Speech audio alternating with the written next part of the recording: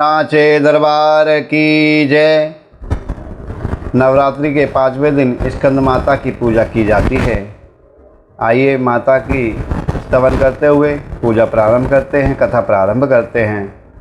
ओम सिंहस्ता शशि शेखरा मरकत प्रख्ये चतुर्भुजी भुजे शंखम चक्र धनुष्यरांच दधते नेत्रस्तिभिः शोभिता आमुक्ताहार गदाहार कंचन कांचिरनि अन्नपूर्णा दुर्गा दुर्गति हारिणी भवतु नरतलोलसंदरा।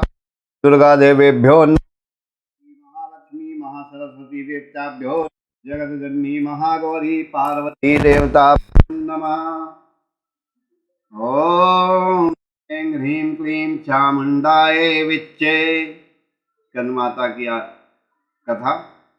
सिंहासन गता नित्यं पद्माश्रित करद्वया शुभदास्तु सदा देवी स्कंद माता यशस्विनी। माँ दुर्गा जी के 5वें स्वरूप को स्कंद माता के नाम से जाना जाता है। स्कंद अर्थात कुमार कार्तिकेय ये देवासुर संग्राम में देवताओं के सेनापति थे। इन्हें कुमार और शक्तिधर भी कहा गया है। मयूर की सवारी के कारण इन्हें मयूर वाहनक भी कहा गया है। नवरात्र में 5वें दिन मन विशुद्ध चक्र में अवस्थित होता है। आज के दिन ही माता भगवती का विग्रह स्कंद जी को बाल रूप में गोद लिए रहता है। स्कंद मात्र स्वरूपिणी देवी की 4 भुजाएं हैं। वर्ण शुभ्र और आसन कमल का है। इन्हें पद्मासना देवी भी कहा जाता है। सिंह इनका भी वाहन है। नवरात्र पूजन के 5वें दिन का बड़ा महत्व होता है। भक्तों, नवरात्र व्रत साधक पूर्ण सावधानी के साथ उपासना की ओर अग्रसर होता है। उसे अपनी समस्त वृत्तियों को आस्था में बनाए हुए साधना के पथ पर आगे बढ़ना चाहिए। भगवती स्कंद माता की उपासना से भक्त की समस्त इच्छाएं पूर्ण होती हैं। मृत्युलोक में ही उसे परम शांति और सुख का अनुभव होता है। मोक्ष का द्वार सुलभ हो जाता है। हे भक्तों, स्कंद माता की उपासना में बाल रूप स्कंद भगवान की भी उपासना की जाती है। साधक को स्कंद माता की उपासना की ओर विशेष ध्यान देना चाहिए। सूर्यमंडल की अधिष्ठात्री देवी होने के कारण उपासक अलौकिक तेज प्राप्त करता है। अतः एकाग्र भाव से मन को पवित्र रख के स्कंद माता की शरण में जाना चाहिए। बोलो स्कंद माता तेरी सदा ही जय। कथा में आता है 7वें अध्याय में कि चंड मुंड का वध। ऋषि बोले इसके उपरांत शुंभ की आज्ञा के अनुसार चंड मुंड आदि दैत्य चतुरंगनी सेना के साथ अस्त्र शस्त्रों से सन्नद्ध होकर के चल दिए और फिर हिमालय पर्वत के स्वर्ण में ऊंचे शिखर पर पहुंचकर उन्होंने सिंह पर विराजमान देवी जी को देखा। वे मंद मंद देवी को इस प्रकार मुस्कुराते हुए देखकर असुर धनुष और तलवार लेकर देवी के समीप आकर खड़े हो गए। तत्परता से पकड़ने का उन्हें प्रयत्न करने लगे। तब अंबिका ने शत्रुओं पर अत्यंत क्रोधित हुई। उस समय क्रोध के कारण उनका मुख काला पड़ गया, ललाट की भुएं टेढ़ी हो गई। तब वहां तुरंत अत्यंत विकराल काली माता जो तलवार और बाण हाथी जो ऋषि से तलवार धारण किए हुए सीते के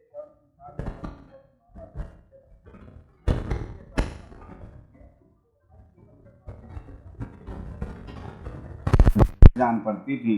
विशाल मुख से जीभ लपलपाने के कारण वे और भी डरावनी प्रतीत होती थीं। उनकी आंखें भीतर की ओर धसी हुई और अंगारे के समान लाल थी। वे अपनी भयंकर गर्जना से संपूर्ण दिशाओं को गुंजा रही थी। बड़े बड़े दैत्यों का वध करती हुई वे कालिका देवी बड़े वेग से दैत्य सेना पर टूट पड़ी और उनका भक्षण करने लगी। वे पार्श्व रक्षों, अंकुशधारी महावतों और योद्धाओं तथा घंटा सहित कितने ही हाथियों को एक ही साथ पकड़कर मुंह में डाल देती थी। इसी प्रकार घोड़े, रथ, सारथी सहित रथी सैनिकों को मुंह में डालकर अत्यंत भयानक रूप से दांतों से उन्हें चबा डालती थी। किसी के बाल पकड़ लेती, किसी की गर्दन दबा देती, किसी को पैरों से दबोच देती तो किसी को छाती से धकेल करके मार डालती थी। वे असुरों द्वारा छोड़े गए अस्त्रों शस्त्रों को मुंह में पीस डालती थी। इस प्रकार काली ने बलवान दुरात्मा दैत्यों की वह सेना कुचल डाली, खा डाली और कितनों ही को मार भगाया। कुछ तलवार के घाट उतार दिए गए, कुछ खड़वांग से पीट दिए गए तथा कितने ही असुर दांतों से कुचल दिए। इस प्रकार क्षण भर में दैत्यों की वह सेना देवी ने मार गिराई। ये देख करके चंड उन अत्यंत भयानक काली देवी की ओर दौड़ा और इधर महादैत्य मुंड ने भी भयंकर बाण की वर्षा करके हजारों बाण चलाए। हुए चक्रों से उन भयानक नेत्रों वाली देवी को ढांप दिया। वे अनेकों चक्र देवी के मुख में समाते हुए ऐसे जान पड़ते थे मानो सूर्य के अनेक मंडल बादलों के उदर में प्रवेश कर रहे हों। तब भयंकर गर्जना करने वाली काली माता ने अत्यंत रोष में भरकर भीषण अट्टहास किया। उस समय विकराल बदन के भीतर कठिनता से दिखाई पड़ने वाले दांतों की प्रभा से वे अत्यंत उज्ज्वल दिख रही थीं। देवी ने विशाल तलवार हाथ में लेकर का उच्चारण करके चंड पर आक्रमण किया और उसके बाल पकड़कर उसी तलवार से उसका सिर काट डाला। चंड को मरा हुआ देखकर मुंड भी माता रानी की ओर दौड़ा। तब रोष में भरकर देवी ने उसे भी तलवार से मारकर जमीन पर गिरा दिया। महापराक्रमी चंड और मुंड के मरते ही बची हुई सेना भयभीत होकर के चारों ओर भाग गई। तब काली ने चंड और मुंड के सिर हाथ में लेकर के चंडिका के पास जाकर भयंकर अट्टहास करते हुए कहा, देवी, चंड और मुंड नामक ये दो महापशु आपकी भेंट चढ़ा दिए हैं।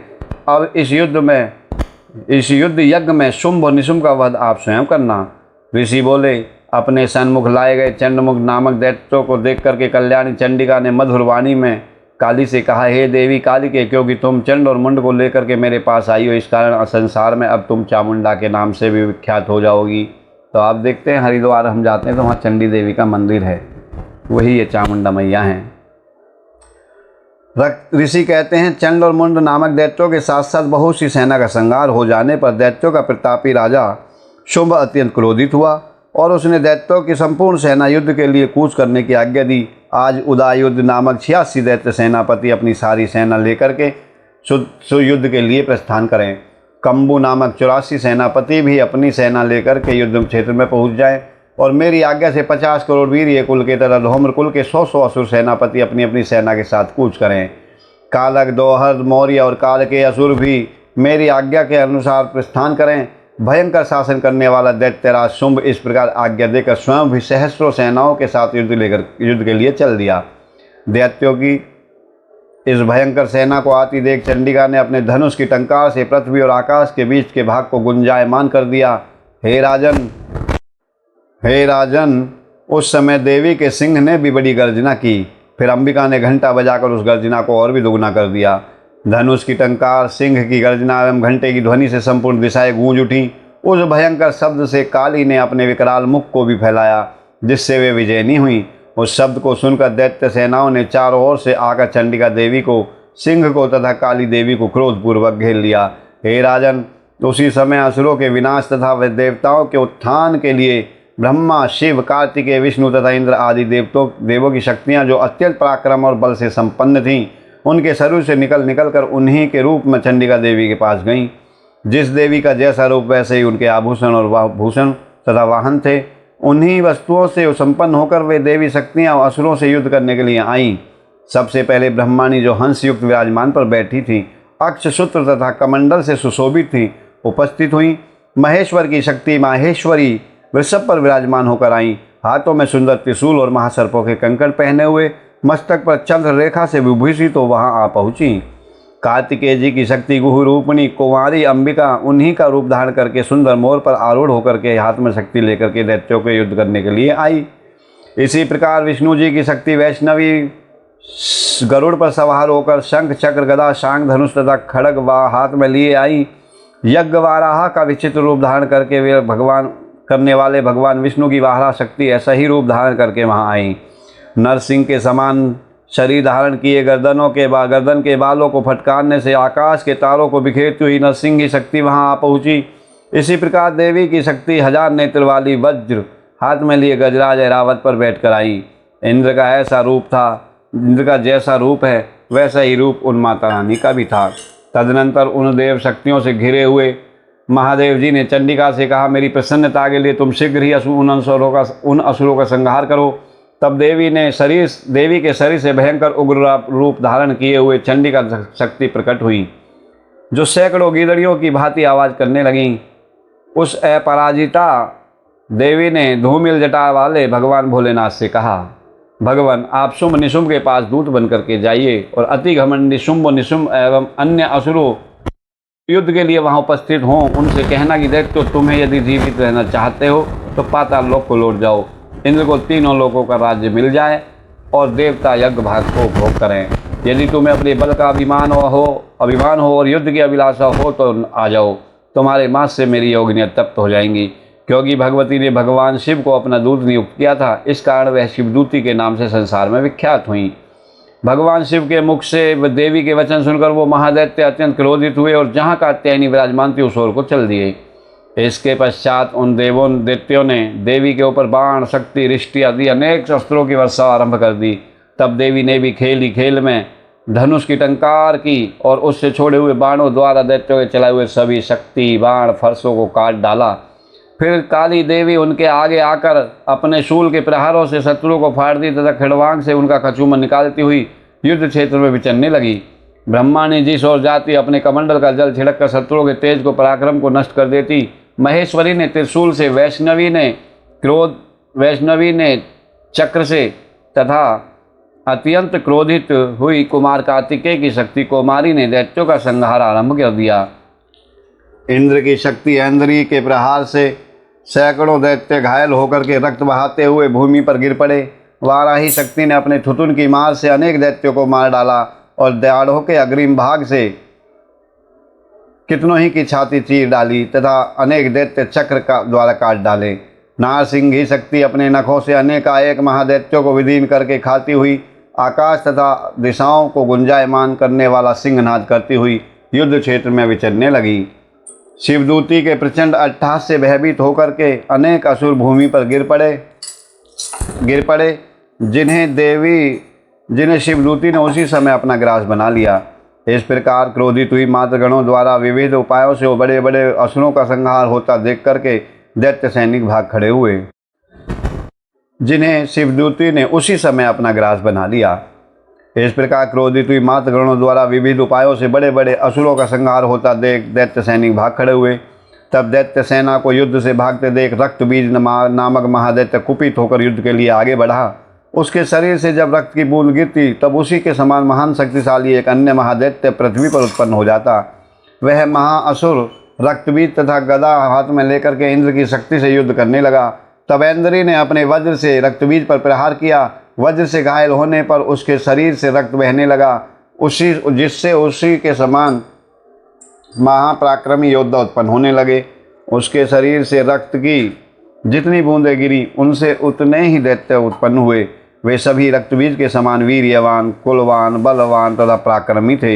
रक्त से पैदा हुए ये दैत्य अत्यंत भयंकर अस्त्र शस्त्रों से मातृगणों पर प्रहार करते हुए घोर युद्ध करने लगे। पुनः ऐन्द्री ने वज्र प्रहार करके उसका मस्तक छत विच्छत कर दिया, जिससे रुधिर बह उठा। तब हजारों पुरुष उस रक्त से पैदा हो गए। वैष्णवी शक्ति ने चक्र से उसे मारा। ऐन्द्री ने गदा द्वारा उस असुरराज को ताड़ित किया, जिससे हजारों उसी के समान महान असुर पैदा हुए और संपूर्ण जगत उनसे भर गया। कुमारी ने शक्ति से, वाराही ने तलवार से और महेश्वरी ने त्रिशूल से महादैत्य रक्तबीज को आहत किया था, घायल कर दिया। तब महादैत्य रक्तबीज ने क्रोध में भरकर गदा से सभी मात्र शक्तियों पर पृथक पृथक प्रहार करे। शक्ति तथा मूसल आदि से अनेक बार आहत होने पर उसके शरीर से जो रक्त की धारा बही, उससे भी सैकड़ों असुर उत्पन्न हुए। इस प्रकार उस महादैत्य के रक्त से उत्पन्न हुए असुरों द्वारा संपूर्ण जगत व्याप्त हो गया और उससे भी सैकड़ों असुर उत्पन्न होकर के खड़े हो गए। संपूर्ण जगत में रक्तबीज के अन्य रक्त बहने से रक्तबीज पैदा हुए। संपूर्ण जगत व्याप्त होते ही देवता भयभीत हो गए। देवताओं को उदास देखकर चंडिका ने शीघ्रतापूर्वक काली से कहा, हे चामुंडे, तुम अपने मुख को और फैलाओ तथा मेरे शस्त्र से आहत हुए रक्तबीज के शरीर से गिरे रक्तबिंदुओं और उनसे पैदा हुए महादैत्यों का भक्षण करती हुई तुम रण में विचरण करो। ऐसा करने से उस दैत्य का रक्त छीन होने पर वह दैत्य स्वयं भी नष्ट हो जाएगा और नए देवता उत्पन्न न हो सकेंगे। इस प्रकार कहकर चंडिका ने अपने शूल से रक्तबीज को मारा और काली ने अपने मुख से उसका रक्त पी लिया। तब उसने चंडिका पर गदा से प्रहार किया, परंतु उस गदा से देवी को जरा भी आघात नहीं पहुंचा। रक्तबीज के आहत शरीर से जितनी रक्त की बूंद गिरी, चामुंडा ने उसे अपने मुख में ले लिया। रक्त गिरने से काली के मुख में जितने दैत्य उत्पन्न हुए उन्होंने चबाकर रक्त पी लिया। तब देवी ने वज्र, बाण, खड़ग तथा सृष्टि आदि से रक्तबीज को मार डाला। हे राजन, इस प्रकार शस्त्रों से आहत हुआ महादैत्य रक्तबीज रक्तहीन होकर पृथ्वी पर गिर पड़ा। हे नरेश्वर, जिससे देवता अत्यंत प्रसन्न हुए और मातृगण उसके रुधिर पान के मद से उन्मत्त होकर के नृत्य करने लगी। बोलो सच्चे दरबार की, रानी के प्यार की जय। सर्वमंगल मांगल्ये शिवे सर्वार्थ साधिके शरण्ये त्र्यंबिके गौरी नारायणी नमोस्तुते। बोल साचे दरबार की जय। अम्बे तुम हो जगदम्बे काली, जय दुर्गे खप्पर वाली, तेरे ही गुण गाएं भारती ओ मैया, हम सब उतार तेरी आरती। तेरे जगत के भक्त जनों पर भीड़ पड़ी है भारी माँ, तेरे जगत के भक्त जनों पर भीड़ पड़ी है भारी माँ। दानव दल पर टूट पड़ो माँ, दानव दल पर टूट पड़ो माँ, करके सिंह सवारी 100 सिंहों से तुम बलशाली। अष्टी भुजाओं वाली दुष्टों को पल में संहारती ओ मैया, हम सब उतारे तेरी आरती। के अम्बे तुम हो जगदम्बे काली, जय दुर्गे खप्पर वाली, तेरे ही गुण गाए भारती ओ मैया, हम सब उतारे तेरी आरती। माँ बेटे का है इस जग में बड़ा ही निर्मल नाता, मैया बड़ा ही निर्मल नाता। पूत कपूत सुने हैं पर ना, पूत कपूत सुने हैं पर ना, माता सुनी कुमाता सब पे करुणा दर्शाने वाली, अमृत बरसाने वाली, दुखियों के दुखड़े निवारती ओ मैया, हम सब उतारे तेरी आरती। के अम्बे तुम हो जगदम्बे काली, जय दुर्गे खप्पर वाली, तेरे ही गुण गाए भारती ओ मैया, हम सब उतारे तेरी आरती। नहीं मांगते धनी और दौलत, ना चांदी ना सोना मैया, ना चांदी ना सोना। हम तो मांगे माँ के मन में, मैं तो मांगू माँ के दिल में, एक छोटा सा कोना सबकी बिगड़ी बनाने वाली, लाज बचाने वाली, सतियों के सत्य को संवारती ओ मैया, हम सब उतारे तेरी आरती। के अम्बे तुम हो जगदम्बे काली, जय दुर्गे खप्पर वाली, तेरे ही गुण गाए भारती मैया, हम सब उतारे तेरी आरती। बोलो साचे दरबार की जय। स्कंद माता रानी के प्यार की जय। जय जय श्री राधे, जय माता दी। ऐं ह्रीं क्लीं चामुंडाय विच्चे, स्कंद माता की आरती। आइए प्रारंभ करते हैं। जय तेरी हो स्कंद माता, पांचवा नाम तुम्हारा आता। जय तेरी हो स्कंद माता, पांचवा नाम तुम्हारा आता। सबके मन की जानन हारी, जग जननी सबकी महतारी। तेरी ज्योति जलाता रहूं मैं, हर दम तुमको ध्याता रहूं मैं। कई नामों से तुम्हें पुकारा, मुझे एक माँ तेरा सहारा। कहीं पहाड़ों पर है डेरा, कई शहरों में है माँ बसेरा। हर मंदिर में तेरे नजारे गुण गाएं, तेरे भगत प्यारे भगती। अपनी मुझे दिला दो शक्ति, मेरी बिगड़ी मात बना दो। इंद्र आदि देवता मिल सारे करे पुकार तुम्हारे द्वारे। दुष्ट दत्त जब चढ़ कर आए, तुम ही खंडा हाथ उठाए। दासों को सदा बचाने आई, चमन की आस पुजाने आई। जय हो तेरी स्कंद माता, पांचवा नाम तुम्हारा था। बोलो श्री स्कंद माता की जय। या देवी सर्वभूतेषु मां स्कंदमाता रूपेण संस्थिता। नमस्तस्यै नमस्तस्यै नमस्तस्यै नमो नमः। माता के ध्यान मंत्र हैं। वंदे वांछित कामार्थे चंद्रार्धकृतशेखरां सिंहरूढ़ा चतुर्भुजा स्कंदमाता यशस्विनीं। धवलवर्णा विशुद्ध चक्र स्थितों पंचम दुर्गा त्रिनेत्रां। अभय पद्म युग्म करां दक्षिण उरु पुत्रधरां भजे। पटांबर परिधानां मृद हास्या नाना अलंकार भूषितां। मंजीरहार केयूर किंकिणी रत्न कुंडल धारिणीं। प्रफुल्ल वंदना पल्लवधरां कांते कपोलां पीन पयोधरां। कमनीयां लावण्यां चारु तिरवली नितंबनीं। बोल साचे दरबार की जय। स्कंद माता तेरी सदा ही जय। स्कंद माता की स्तुति स्तोत्र द्वारा। नमामि स्कंद माता स्कंद धारिणीं। समस्त समग्र तत्व सागरं पार पार गरहरं। शिवा प्रभा समुज्ज्वलां स्फुट शाख शेखरां। ललाट रत्न भास्करां जगत प्रतीप्ति भास्करां। महेंद्र कश्यपार्चितां सनत कुमार संस्तुतां।